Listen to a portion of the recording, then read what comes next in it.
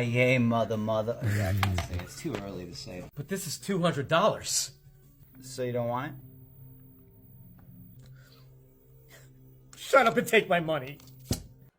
Hello again to my YouTube friends and subscribers, and welcome back to Jay's World Order. Today, I like to go over my most expensive video games that I have in my personal collection. I've been collecting now for 10 years, and I've accumulated a lot of good stuff, and some of the games I picked up, their value has gone up. Some of the games I picked up, their value has gone down. And it's going to be totally irrelevant in a couple of years now that Sony and the other game companies are going to be canceling physical media. Everything on this shelf is going to be doubling in value. So if you didn't start collecting years ago, I'm sorry to tell you, you're shit out of luck.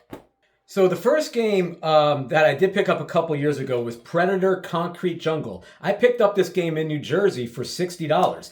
I'm going over the price charting, and depending on condition, it's going anywhere between $80 to $130. I guess since it was priced at $60, I'm going to assume this game is $80 right now. These next two games are now valued at around $90. Some a little bit higher, some about, $85, let's say. And that first game is Disaster Report for the PS2. This is a great game. It's incredibly difficult. You're going to pull your hair out playing it. I would say cheat to play this game because it's really difficult. And then the next one, which I bought for $20 a few years ago, is now a $90 game. That's X-Men Origins Wolverine, the Uncaged Edition.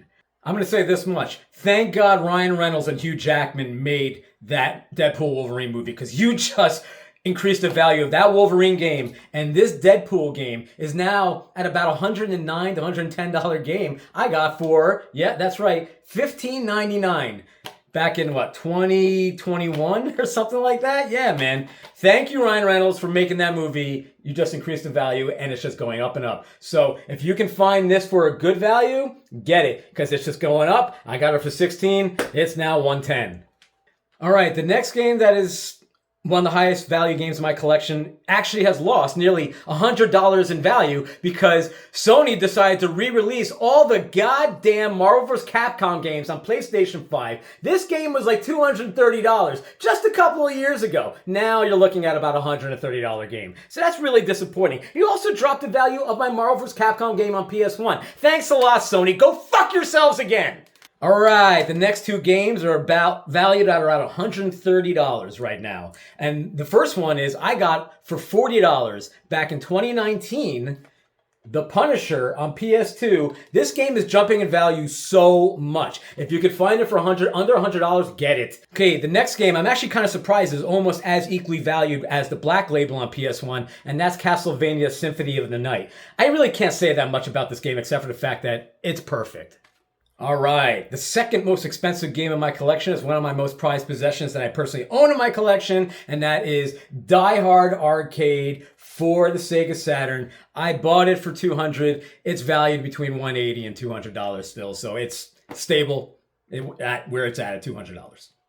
Last, never the least, I won this game on an eBay auction for $220, and that is Def Jam Fight for New York.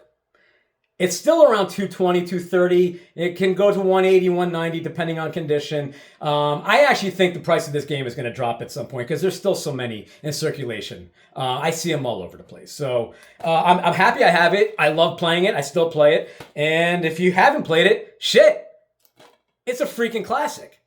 All right, my friends, thank you once again for checking out Jay's World Order. Please like and subscribe, and peace and love.